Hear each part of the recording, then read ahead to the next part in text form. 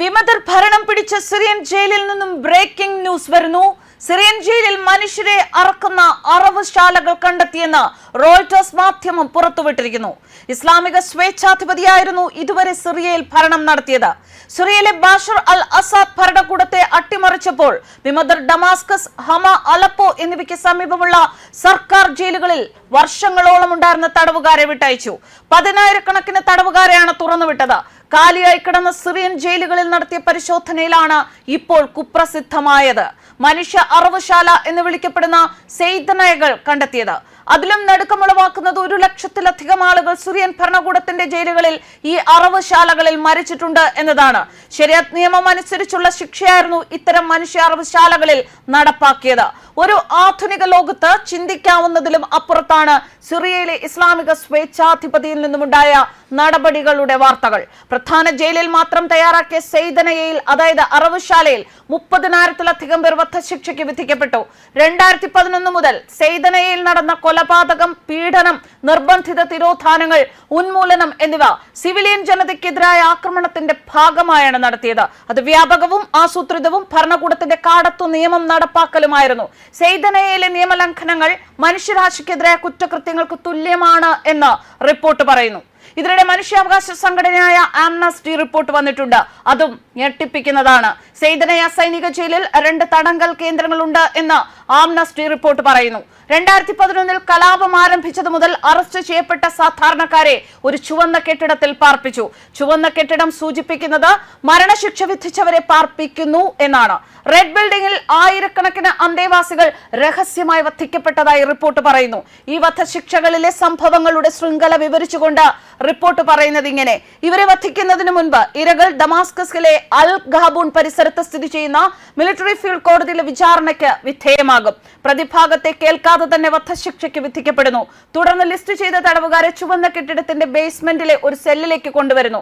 അവിടെ 2-3 മണിക്കൂറിനുള്ളിൽ അവരെ കഠിനമായി മർദ്ദിക്കുന്നു. അർദ്ധരാത്രിയിൽ അവർ കണ്ണടച്ച് ഡെലിവറി ട്രക്കുകളിലോ മിനി ബസ്സുകളിലോ വെളുത്ത കെട്ടിടത്തിലേക്ക് മാറുന്നു. അവിടെ അവരെ അറവുശാലയിലെ ഒരു മുറിയിൽ കൊണ്ടുപോയി ശിക്ഷ നടപ്പാക്കുന്നു. ഒരേ സമയം തന്നെ ഡസൻ കണക്കിന് ശിക്ഷകൾ നടപ്പാക്കുന്ന മെഷീൻ വരെ ജയിലിൽ ഉണ്ടായിരുന്നു. ശിക്ഷ നടപ്പാക്കാൻ മനുഷ്യരായ ജീവനക്കാരെ കിട്ടാതായപ്പോൾ മെഷീൻ വെക്കുകയായിരുന്നു. ഹിറ്റ്ലറെ ഓർമ്മിപ്പിക്കുന്ന കാര്യങ്ങളാണ് ഇപ്പോൾ സിറിയയിൽ നിന്നും വരുന്നത്. ഇത് ആഴ്ചയിൽ 1-2 തവണ അറവുശാലകൾ സജീവമാകും. ഓരോ അവസരത്തിലും 20-നും 50-നും ഇടയിൽ ആളുകൾക്ക് വധശിക്ഷ നടപ്പാക്കുന്നു. ഈ പ്രക്രിയയിലുടനീളം ഇരകൾ കണ്ണടച്ചിരിക്കുന്നു. വധശിക്ഷ നടപ്പാക്കുന്നതിന് മിനിറ്റുകൾക്ക് മുൻപ് അവരെ വധശിക്ഷയ്ക്ക് വിധിച്ചു എന്ന് മാത്രം അപ്പോഴാണ് അവരോട് പറയുന്നത്. അവരുടെ വധശിക്ഷ എപ്പോൾ നടപ്പാക്കുമെന്ന് ഒരിക്കലും പറയില്ല. കണ്ണുകൾ കെട്ടി മുന്നറിയിപ്പില്ലാതെയാണ് ശിക്ഷ നടപ്പാക്കുന്നത്. അതിനാൽ തന്നെ അവരെ പ്രാർത്ഥിക്കാനോ അന്ത്യാഭിലാഷം നടപ്പാക്കാനോ ബന്ധുക്കളെ കാണാനോ ഇഷ്ടാഹാരം കഴിക്കാനോ ഒന്നും അനുവദിക്കില്ല. അവർ എങ്ങനെ മരിക്കുമെന്ന് അവർക്കറിയില്ല.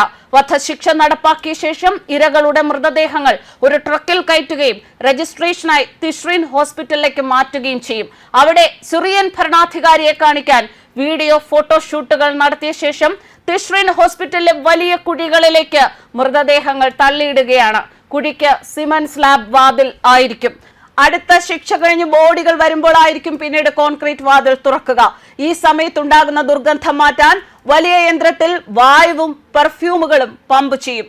2011 സെപ്റ്റംബറിനും 2015 ഡിസംബറിനും ഇടയിൽ 5000-ഉം 13,000 ആളുകളെ നിയമവിരുദ്ധമായി വധിച്ചതായി ജയിലിനുള്ളിൽ ജോലി ചെയ്തവരോടും തടവിലാക്കപ്പെട്ടവരിൽ നിന്നുള്ള സാക്ഷികളോടും സംസാരിച്ചതിന് ശേഷം തയ്യാറാക്കിയ ആംനസ്റ്റി റിപ്പോർട്ടിൽ പറയുന്നു. 2015 എന്നിരുന്നാലും തടവുകാരെ ഇപ്പോഴും സൈനയിലേക്ക് മാറ്റുന്നുണ്ട്. അൽ ഖബൂലിലെ മിലിറ്ററി ഫീൽഡ് കോടതിയിൽ വിചാരണ തുടരുകയാണ്. അതിനാൽ 2015 ഡിസംബറിന് ശേഷം ആയിരക്കണക്കിന് ആളുകൾ കൂടി വധശിക്ഷയ്ക്ക് വിധേയരായി. ആംനസ്റ്റി റിപ്പോർട്ട് അനുസരിച്ച് സെയ്തനയയിലെ വധശിക്ഷ നടപ്പാക്കൽ നടപടികൾ രഹസ്യമാണ് എന്നും ഉദ്യോഗസ്ഥർക്ക് നേരിട്ടും ഉയർന്ന തലത്തിലുള്ള സിറിയൻ ഉദ്യോഗസ്ഥർക്കും മാത്രമേ അറിയൂ എന്നുമാണ്. റെഡ് ബിൽഡിംഗിലെ ശേഖരണ പ്രക്രിയയ്ക്കും മർദ്ദനത്തിനും മേൽനോട്ടം വഹിക്കുന്ന ഗാർഡുകൾക്ക് പോലും അർദ്ധരാത്രിയിൽ വെളുത്ത കെട്ടിടത്തിലേക്ക് മാറ്റിയതിനു ശേഷം തടവുകാർക്ക് എന്ത് സംഭവിക്കുമെന്ന് അറിയില്ല. അതിൽ പറയുന്നു, സർക്കാരിന്റെ ഉന്നത തലത്തിലുള്ള ഉദ്യോഗസ്ഥർ ഈ വധശിക്ഷകൾക്ക് അനുമതി നൽകിയതായി റിപ്പോർട്ട് പറയുന്നു. വധശിക്ഷകൾ സിറിയയിലെ ഗ്രാൻഡ് മുഫ്തിയും പ്രസിഡന്റ് ബാഷർ അൽ അസാദിന് വേണ്ടി പ്രവർത്തിക്കാൻ നിയോഗിക്കപ്പെട്ട പ്രതിരോധ മന്ത്രി കരസേനാ മേധാവി ഇവരിൽ രണ്ടുപേരിൽ ആരെങ്കിലും ഒരാൾ അംഗീകരിക്കുന്നു. ശിക്ഷകളിൽ തലവനും ഒപ്പിടാറുണ്ട്. സൈനിക ഫീൽഡ് കോടതിയിലെ മിലിറ്ററി പ്രോസിക്യൂട്ടറും സുരക്ഷാ സേനയുടെ പ്രതിനിധിയും കൊല്ലലുകൾക്ക് മേൽനോട്ടം വഹിക്കുന്നത് സൈനിക ഉദ്യോഗസ്ഥർ ഉൾപ്പെടുന്ന ഒരു എക്സിക്യൂഷൻ പാനലാണ്. അതുപോലെ ജയിൽ മെഡിക്കൽ ഉദ്യോഗസ്ഥരും. അതിൽ പറയുന്നു, സെയ്തനയിലെ ചുവന്ന കെട്ടിടത്തിൽ തടവിലാക്കപ്പെട്ടവർ സ്ഥാപിതമായ ദുരുപയോഗ പരിപാടിക്ക് വിധേയരാണ് എന്ന് ആംനസ്റ്റി റിപ്പോർട്ട് പറയുന്നു. സാധാരണ കഠിനമായ മർദ്ദനങ്ങളിലൂടെയും ലൈംഗിക അതിക്രമങ്ങളിലൂടെയും അവർ പതിവായി പീഡിപ്പിക്കപ്പെടുന്നു. ഇത്തരത്തിൽ സ്ത്രീകളായ തടവുകാരെയും പുരുഷന്മാരെയും ഉപദ്രവിക്കുന്നു. ഇതും നിയമപ്രകാരമാണ്. പ്രതിയെ പരമാവധി ശാരീരിക പീഡനം എന്ന നിയമമനുസരിച്ച് ഉന്നത ഉദ്യോഗസ്ഥർ പ്രതികളെ ദുരുപയോഗം ചെയ്ത് മടുപ്പിക്കുന്നു. അവർക്ക് മതിയായ ഭക്ഷണം, വെള്ളം, മരുന്ന്, വൈദ്യസഹായം, ശുചിത്വം എന്നിവ നിഷേധിക്കപ്പെടുന്നു. ഇത് അണുബാധയുടെയും രോഗത്തിന്റെയും വ്യാപകമായ വ്യാപനത്തിലേക്ക് നയിച്ചു. പീഡന സെഷനുകളിൽ പോലും നിശബ്ദത പാലിക്കപ്പെടുന്നു. പല തടവുകാരും സൈക്കോസിസ് പോലുള്ള ഗുരുതരമായ മാനസിക രോഗങ്ങൾ വികസിപ്പിക്കുന്നു. സെയ്തനയ തടവുകാരോടുള്ള അധികാരികളുടെ പെരുമാറ്റം പരമാവധി ശാരീരികവും മാനസികവുമായ കഷ്ടപ്പാടുകൾ വരുത്താൻ രൂപകൽപ്പന ചെയ്തതായി തോന്നുന്നു എന്ന് റിപ്പോർട്ട് പറയുന്നുണ്ട്. അവരുടെ പ്രത്യക്ഷ ലക്ഷ്യം അപമാനിക്കുക, തരം താഴ്ത്തുക, മനുഷ്യത്വരഹിതമാക്കുക, മാന്യതയുടെയോ പ്രതീക്ഷയുടെയോ ഏതെങ്കിലും ബോധം നശിപ്പിക്കുക എന്നിവയാണ് എന്ന് അതിൽ പറയുന്നു. അറസ്റ്റിലാകുമ്പോൾ ഹൈസ്കൂൾ വിദ്യാർത്ഥിയായിരുന്ന ഒരു അന്തേവാസിയെ ഉദ്ധരിച്ച് ആംനസ്റ്റി റിപ്പോർട്ട് ഉദ്ധരിക്കുന്നു. ഒരു മുൻ സെയ്തനയ തടവുകാരനെ കണ്ടെത്താൻ നിങ്ങൾ പാടുപെടും. അവിടെ യഥാർത്ഥത്തിൽ എന്താണ് സംഭവിച്ചത് എന്ന് അവർ നിങ്ങളോട് പറയും. കാരണം ഇത് വളരെ അപമാനകരമാണ്. കാവൽക്കാരൻ എല്ലാവരോടും വസ്ത്രങ്ങൾ അഴിച്ച് ഓരോരുത്തരായി ബാത്റൂമിലേക്ക് പോകാൻ ആവശ്യപ്പെടും. ബാത്റൂമിലേക്ക് നടക്കുമ്പോൾ ജയിൽ ജീവനക്കാർ അവർക്കിഷ്ടമുള്ള യുവാവിനെ തിരഞ്ഞെടുക്കുന്നു. ചെറിയതോ ചെറുപ്പമോ സുന്ദരനോ ആയ തടവുകാർക്ക് ഡിമാൻഡ് കൂടുതലായിരിക്കും. തുടർന്ന് ജീവനക്കാർ യുവാവിനെ കീഴ്പ്പെടുത്തുകയും ബോധം പോകും വരെ മാറി മാറി ഉപയോഗിക്കുന്ന ശിക്ഷയും നടപ്പാക്കും. ചിലപ്പോൾ മാനസിക വേദന ശാരീരിക വേദനയേക്കാൾ മോശമാണ്. ഇത് ചെയ്യാൻ നിർബന്ധിതരായ ആളുകൾ ഇനി ഒരിക്കലും സമാനമാകില്ല. ഒമർ തന്റെ പേടി സ്വപ്നത്തെ വിവരിച്ചുകൊണ്ട് തടവുകാരോട് പറയുന്നു. മറ്റൊരു തടവുകാരൻ ആംനസ്റ്റിയോട് പറഞ്ഞു, നിങ്ങൾക്കൊരു നഖമുള്ളതുപോലെയാണ്. നിങ്ങൾ അതിനെ ഒരു പാറയിൽ ഇടിക്കാൻ വീണ്ടും വീണ്ടും ശ്രമിക്കുന്നു. അത് അസാധ്യമായിരുന്നു. പക്ഷേ അവർ തുടർന്നുകൊണ്ടിരുന്നു. പകരം അവർ എന്റെ കാലുകൾ വെട്ടിക്കളഞ്ഞാൽ മതി എന്ന് ഞാൻ ആഗ്രഹിച്ചു. സിറിയയിലെ ഭരണമാറ്റത്തിനിടയിൽ വിമത പോരാളികൾ സെയ്തനയ ഉൾപ്പെടെയുള്ള ജയിലുകളുടെ നിയന്ത്രണം ഏറ്റെടുക്കുകയും തടവുകാരെ മോചിപ്പിക്കുകയും ചെയ്തു. സെയ്തനയിൽ നിന്ന് ഒരാളെ മോചിപ്പിച്ചതായി റിപ്പോർട്ട് ചെയ്യുന്ന വീഡിയോ വൈറലായിട്ടുണ്ട്. വിമതർ അവന്റെ കുടുംബത്തെക്കുറിച്ച് ചോദിക്കുമ്പോൾ അവൻ ആശയക്കുഴപ്പത്തിലാവുകയും സംസാരിക്കാൻ പാടുപെടുകയും ചെയ്യുന്നു. എന്തായാലും ഇസ്ലാമിക സ്വേച്ഛാധിപതിയുടെ കീഴിൽ സിറിയയിൽ നടന്ന കാര്യങ്ങളാണ് ഇതെല്ലാം. സിറിയയുടെ പൂർണ്ണ നിയന്ത്രണം വിമതരുടെ കയ്യിലായതോടെ തിരശ്ശീല വീണത് ആഭ്യന്തര യുദ്ധത്തിനിടെ ചിഹ്ന ഭിന്നമായി കഴിഞ്ഞു. പിതാവ് ഹാഫിസ് അൽ അസദിന്റെ പിന്തുടർച്ചാവകാശിയായി 2000-ലാണ് നേത്രരോഗ വിദഗ്ധൻ കൂടിയ ബഷീർ അൽ അസദ് സിറിയൻ പ്രസിഡന്റായി സ്ഥാനാരോപിതനാവുന്നത്. സിറിയയിൽ കാര്യമായ മാറ്റങ്ങൾ കൊണ്ടുവരാനാവുന്ന ഭരണാധികാരി എന്ന് ജനങ്ങൾ കരുതിയ അദ്ദേഹത്തിനെതിരെ പിന്നീട് വലിയ പ്രക്ഷോഭങ്ങൾ തന്നെ നടന്നു.